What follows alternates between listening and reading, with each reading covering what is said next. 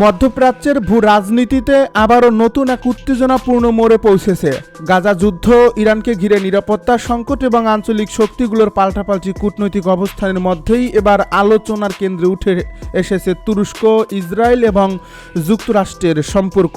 সাম্প্রতিক কূটনৈতিক তৎপরতা ঘিরে আন্তর্জাতিক অঙ্গনে নতুন করে শুরু হয়েছে জোর আলোচনা। বিভিন্ন আন্তর্জাতিক গণমাধ্যমের প্রতিবেদন উঠে এসেছে তুরস্কের সঙ্গে যুক্তরাষ্ট্রের সম্ভাব্য প্রতিরক্ষা সহযোগিতা নিয়ে ইসরায়েলের উদ্বেগ ক্রমেই বাড়ছে। এই প্রেক্ষাপটে ইসরায়েলের প্রধানমন্ত্রী বেনিয়ামিন নেতানিয়াহু যুক্তরাষ্ট্রের প্রেসিডেন্ট ডোনাল্ড ট্রাম্পের কাছে নিজের অবস্থান তুলে ধরছেন বলে বিভিন্ন সূত্রে আলোচনা চলছে। সূত্রগুলোর দাবি, সাম্প্রতিক এক আলোচনায় নেতানিয়াহু তুরস্কের বর্তমান নীতিকে ঘিরে উদ্বেগ প্রকাশ করেন। তার মতে, মধ্যপ্রাচ্যের বিদ্যমান নিরাপত্তা পরিস্থিতিতে এমন কোনো সামরিক সহযোগিতা যা ভবিষ্যতে শক্তির ভারসাম্যে প্রভাব ফেলতে পারে তা অত্যন্ত সতর্কতার সঙ্গে বিবেচনা করা উচিত। বিশেষ করে উন্নত সামরিক প্রযুক্তি ও যুদ্ধবিমান কর্মসূচি নিয়ে যে আলোচনা চলছে সেটি ইসরায়েলের জন্য গুরুত্বপূর্ণ নিরাপত্তা ইস্যু হয়ে উঠেছে। বিশ্লেষকদের মতে, তুরস্ক দীর্ঘদিন ধরেই নিজেদের বিমান বাহিনীকে আধুনিকায়নের পরিকল্পনা বাস্তবায়নের চেষ্টা করছে। এ লক্ষ্য পূরণে যুক্তরাষ্ট্রের সঙ্গে সম্পর্ক পুনরুদ্ধার এবং প্রতিরক্ষা সহযোগিতা বাড়ানোর উদ্যোগ বিভিন্ন সময়ে দেখা গেছে। বিশেষ করে যুদ্ধবিমান প্রকল্প, আধুনিক ইঞ্জিন প্রযুক্তি এবং সামরিক সরঞ্জাম সংগ্রহের বিষয়টি আঙ্কারার কৌশলগত পরিকল্পনার গুরুত্বপূর্ণ অংশ হিসাবে বিবেচিত হচ্ছে। এই আলোচনার সঙ্গে জড়িয়ে রয়েছে F-35 যুদ্ধবিমান কর্মসূচির পুরনো বিতর্ক। কয়েক বছর আগে রাশিয়ার কাছ থেকে S-400 ক্ষেপণাস্ত্র প্রতিরক্ষা ব্যবস্থা কেনার সিদ্ধান্তের পর তুরস্ককে F-35 প্রকল্প থেকে বাদ দেওয়া হয়েছিল। সেই সময় যুক্তরাষ্ট্রের যুক্তি ছিল, রুশ প্রযুক্তির উপস্থিতি অত্যাধুনিক যুদ্ধবিমানের নিরাপত্তা ব্যবস্থার জন্য ঝুঁকি তৈরি করতে পারে। সেই সিদ্ধান্তের পর থেকে দুই দেশের প্রতিরক্ষা সম্পর্কের মধ্যে একটি দূরত্ব তৈরি হয়। তবে সাম্প্রতিক সময়ে আন্তর্জাতিক পরিস্থিতি বদলাতে শুরু করছে। ন্যাটো জোটের অভ্যন্তরে নতুন নিরাপত্তা বাস্তবতা, ইউরোপীয় অঞ্চলে চলমান অস্থিরতা এবং মধ্যপ্রাচ্যের পরবর্তী কৌশলগত পরিবেশের কারণে তুরস্ককে নিয়ে নতুনভাবে ভাবছে পশ্চিমা বিশ্ব। এর ফলে প্রতিরক্ষা সহযোগিতা পুনরায় চালুর সম্ভাবনা নিয়ে নতুন করে আলোচনা শুরু হয়েছে বলে বিভিন্ন বিশ্লেষণে উল্লেখ করা হচ্ছে। অন্যদিকে ইসরায়েলের দৃষ্টিকোণ থেকে বিষয়টি সম্পূর্ণ ভিন্নভাবে দেখা হচ্ছে। দেশটির নিরাপত্তা বিশ্লেষকদের একাংশ মনে করেন, তুরস্কের বর্তমান রাজনৈতিক অবস্থান এবং আঞ্চলিক বিভিন্ন ইস্যুতে তাদের কঠোর বক্তব্য ভবিষ্যতে নতুন নিরাপত্তা চ্যালেঞ্জ তৈরি করতে পারে। সেই কারণেই উন্নত সামরিক প্রযুক্তি হস্তান্তরের প্রশ্নে ইসরায়েল সতর্ক অবস্থান নেওয়ার পক্ষে যুক্তি তুলে ধরছে। তুরস্কের প্রেসিডেন্ট রিসেপ তাইয়েপ এরদোয়ান দীর্ঘদিন ধরেই গাজা পরিস্থিতি এবং ফিলিস্তিন ইস্যুতে ইসরায়েলের কঠোর সমালোচনা করে আসছেন। বিভিন্ন আন্তর্জাতিক সম্মেলন, সংবাদ সম্মেলন এবং কূটনৈতিক বৈঠকে তিনি ফিলিস্তিনিদের প্রতি সমর্থন পুনর্ব্যক্ত করেছেন। এর জবাবে ইসরায়েলও তুরস্কের বক্তব্যকে কঠোর ভাষায় প্রত্যাখ্যান করছে। এর ফলে দুই দেশের সম্পর্ক আগের তুলনায় আরও জটিল হয়ে উঠছে। আন্তর্জাতিক সম্পর্ক বিশ্লেষকদের মতে, বর্তমান পরিস্থিতিতে যুক্তরাষ্ট্র অত্যন্ত কঠিন এক কূটনৈতিক সমীকরণের মুখোমুখি। একদিকে দীর্ঘদিনের ঘনিষ্ঠ মিত্র ইসরায়েল, অন্যদিকে ন্যাটোর গুরুত্বপূর্ণ সদস্য তুরস্ক। দুই পক্ষের স্বার্থের মধ্যে ভারসাম্য রক্ষা করাই এখন ওয়াশিংটনের জন্য বড় চ্যালেঞ্জ হয়ে দাঁড়িয়েছে। বিশেষজ্ঞদের ভাষ্য অনুযায়ী তুরস্ক শুধু আঞ্চলিক নয়, বৈশ্বিক নিরাপত্তা কাঠামোর একটি গুরুত্বপূর্ণ অংশ। কৃষ্ণ সাগর অঞ্চল, ইউরোপ, মধ্যপ্রাচ্য এবং ককেশাস সব ক্ষেত্রেই দেশটির কৌশলগত অবস্থান অত্যন্ত গুরুত্বপূর্ণ। এর ফলে যুক্তরাষ্ট্র কোনো সিদ্ধান্ত নেওয়ার আগে সামরিক, রাজনৈতিক এবং অর্থনৈতিক তিনটি দিকই বিবেচনা রাখতে চাইবে।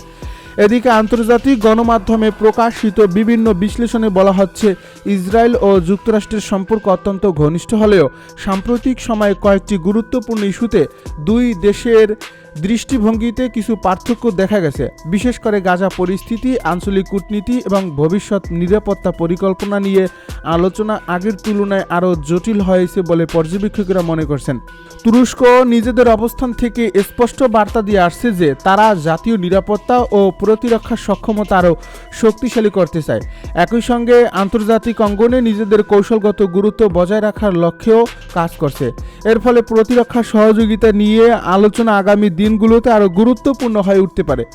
বিশ্লেষকদের মতে এই পুরো ঘটনায় সবচেয়ে গুরুত্বপূর্ণ বিষয় হলো যুক্তরাষ্ট্রের চূড়ান্ত সিদ্ধান্ত।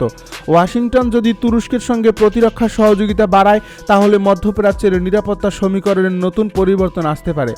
আবার যদি সেই পরিকল্পনা স্থগিত থাকে, তাহলে ন্যাটোর অভ্যন্তরেও নতুন কূটনৈতিক আলোচনা শুরু হওয়ার সম্ভাবনা রয়েছে। সব মিলিয়ে মধ্যপ্রাচ্যের রাজনীতি এখন এমন এক পর্যায়ে পৌঁছেছে যেখানে প্রতিটি কূটনৈতিক বার্তা, প্রতিটি বৈঠক এবং প্রতিটি সামরিক সিদ্ধান্ত আন্তর্জাতিক অঙ্গনে গভীর প্রভাব ফেলতে পারে। তুরস্ক, ইসরায়েল এবং যুক্তরাষ্ট্রের মধ্যকার এই ত্রিমুখী সমীকরণ আগামী দিনগুলোতে কোন দিকে এগোয়, সেটি এখন আন্তর্জাতিক রাজনীতির অন্যতম গুরুত্বপূর্ণ আলোচ্য বিষয় হয়ে উঠছে। বিশ্বের বিভিন্ন দেশের কূটনীতিক ও নিরাপত্তা বিশ্লেষকেরাও পরিস্থিতির উপর নিবিড় নজর রাখছেন, কারণ এই অঞ্চলের যে কোনো বড় সিদ্ধান্ত শুধু মধ্যপ্রাচ্য নয়, বৈশ্বিক রাজনীতি, জ্বালানি বাজার এবং আন্তর্জাতিক নিরাপত্তা ব্যবস্থার উপরও উল্লেখযোগ্য প্রভাব ফেলতে পারে। মধ্যপ্রাচ্যের চলমান উত্তেজনার মধ্যেই বিশ্ব রাজনীতিতে আবারও আলোচনার কেন্দ্রবিন্দুতে উঠে এসেছে হরমুজ প্রণালী। রাশিয়ার নিরাপত্তা পরিষদের ডেপুটি চেয়ারম্যান ও সাবেক প্রেসিডেন্ট দিমিত্রি মেদভেদেবের সাম্প্রতিক মন্তব্য ঘিরে আন্তর্জাতিক অঙ্গনে নতুন করে শুরু হয়েছে বিতর্ক। ইরান সফর শেষে তিনি এমন একটি সতর্ক বার্তা দিয়েছেন যা শুধু মধ্যপ্রাচ্যই নয়, বরং পুরো বিশ্বের জ্বালানি বাজার, আন্তর্জাতিক বাণিজ্য এবং বৈশ্বিক অর্থনীতিকে নতুন উদ্বেগ তৈরি করছে। তার ভাষ্য অনুযায়ী যদি আরও বিস্তৃত আকার ধারণ করে, তাহলে পরিস্থিতি এমন পর্যায়ে যেতে পারে যেখানে বিশ্বের অন্যতম গুরুত্বপূর্ণ জ্বালানি সরবরাহ পথ হরমুজ প্রণালীর নিরাপত্তা বড় ধরনের চ্যালেঞ্জের মুখে পড়বে। বিশ্লেষকদের মতে এমন পরিস্থিতি তৈরি হলে তার প্রভাব কেবল যুদ্ধরত দেশগুলোর মধ্যে সীমাবদ্ধ থাকবে না, বরং পৃথিবীর প্রায় প্রতিটি দেশ তার অর্থনৈতিক অভিঘাত অনুভব করবে।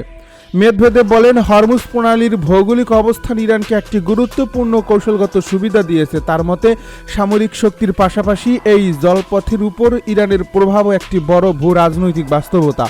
তিনি দাবি করেন, যদি আঞ্চলিক সংঘাত আরও তীব্র হয়ে ওঠে, তাহলে আন্তর্জাতিক জাহাজ চলাচল ব্যাহত হওয়ার আশঙ্কা উড়িয়ে দেওয়া যায় না। তার এই মন্তব্য প্রকাশ্যে আসার পর পশ্চিমা বিশ্ব, জ্বালানি বাজার এবং আন্তর্জাতিক কূটনৈতিক মহলে নতুন করে আলোচনা শুরু হয়েছে। যদিও অনেক বিশেষজ্ঞ মনে করেন এমন পদক্ষেপ বাস্তবে নেওয়া হলে তা ইরানের জন্য বড় অর্থনৈতিক ও রাজনৈতিক ঝুঁকি তৈরি করতে পারে। বিশ্বের মোট সমুদ্রপথে পরিবাহিত অপরিশোধিত তেলের একটি বড় অংশ প্রতিদিন হরমুজ প্রণালী দিয়ে অতিক্রম করে। একই সঙ্গে বিপুল পরিমাণ তরলীকৃত প্রাকৃতিক গ্যাসও এই পথ ব্যবহার করে আন্তর্জাতিক বাজারে পৌঁছায়। এর ফলে এই সংকীর্ণ জলপথে সামান্য অস্থিরতাও আন্তর্জাতিক বাজারে তেলের দাম দ্রুত বাড়িয়ে দিতে পারে। অতীতেও এই অঞ্চলে উত্তেজনা বাড়ার সময় আন্তর্জাতিক বাজারে জ্বালানির মূল্য উল্লেখযোগ্যভাবে বৃদ্ধি পেয়েছে। অর্থনীতিবিদদের মতে দীর্ঘ সময়ের জন্য সরবরাহ বিঘ্নিত হলে শিল্প উৎপাদন, পরিবহন ব্যবস্থা, খাদ্যপণ্য আমদানি এবং বৈশ্বিক সরবরাহ শৃঙ্খল একসঙ্গে চাপে পড়তে পারে। মেদভেদেব আরও মন্তব্য করেন, তিনি আশা করেন পরিস্থিতি এত দূর গড়াবে না, তবে যারা মধ্যপ্রাচ্যে সামরিক উত্তেজনা বাড়াচ্ছে তাদের প্রত্যেকেরই সম্ভাব্য অর্থনৈতিক পরিণতি সম্পর্কে সচেতন থাকা উচিত। তার বক্তব্য অনুযায়ী যুদ্ধের প্রভাব কখনো কেবল যুদ্ধক্ষেত্রে সীমাবদ্ধ থাকে না,